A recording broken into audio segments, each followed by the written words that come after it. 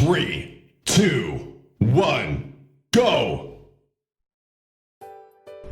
還神特輯嘅第3站就係深水埗嘅三太子廟。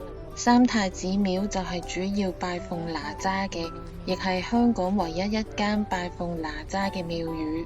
三太子廟已經有100幾年嘅歷史啦，咁而家呢，佢哋分別係2級同埋3級嘅歷史建築物。三太子廟好好㗎，佢喺每一個香爐嗰度都貼住一個 number， 咁呢，大家善信呢，就只要跟住個號碼順序咁樣去拜就可以㗎啦。咁其實點解會去三太子廟拜哪吒嘅呢？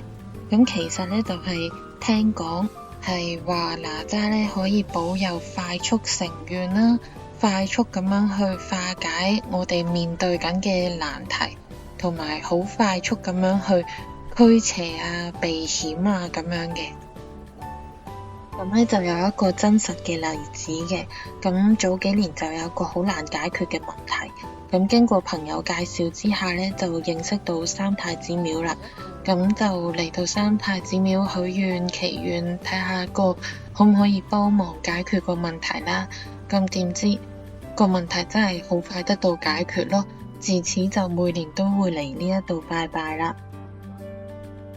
咁呢三太子廟呢，除咗拜奉三太子之外啦，咁仲有斗母元君啦、太歲啦、觀音娘娘啦，仲有包公爺爺啦，仲有金花娘娘等等。咁行過隔離呢，真係隔離嘅啫，咁就係北帝廟嚟嘅。咁主要就係拜北帝啦，同埋有財神爺爺同埋文昌帝君嘅。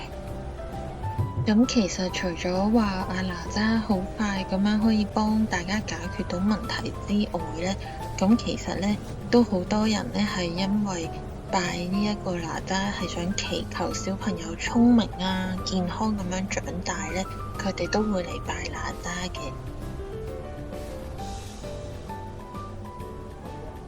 今日我哋去嘅時候係比較人少啲，同埋已經係下晝啦。但係呢，如果廟宇喺呢啲新年前後啦，好多人拜太歲啊、攝太歲啊咁樣嘅時間呢，佢哋就會超級多人㗎。咁我拜完金花娘娘之後呢，就喺呢一個門就可以通過隔離北帝廟啦。咁就主要係拜北帝啦、文昌帝君啦，同埋財神爺爺嘅。咁大家都見到啦，就喺香爐側邊呢，佢都有貼住啲號碼㗎，都係嗰句，大家順住啲號碼咁樣去拜呢，就一定唔會有錯啦。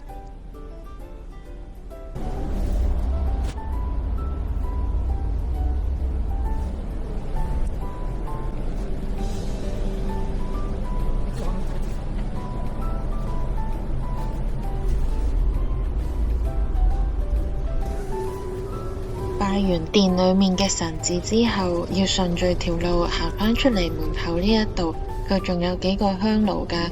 咁呢，大家記得要上埋香，先係完成一個完整嘅流程啊！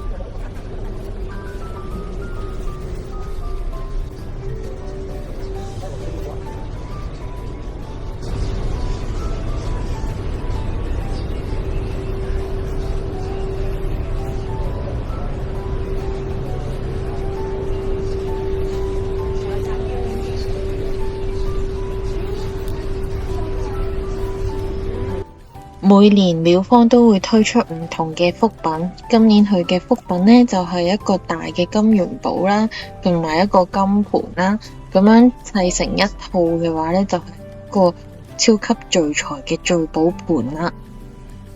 廟方驚大家唔識點樣處理呢，佢就做咗一個 sample 放喺門口睇下，係一個又大又金嘅聚寶盤啊！好啦，咁我哋就收拾翻啲貢品啦，同埋拎翻份簿出去化寶，咁就係真正嘅禮成啦。好啦，呢3集還神特輯呢，就去到呢度為止啦。咁呢個就係我2025年嘅還神路線，唔知同大家一唔一樣呢？歡迎大家交流下意見啦。好啦，同時記得點讚、訂閱、分享我嘅頻道啊！我哋下次再見啦，拜拜。拜拜。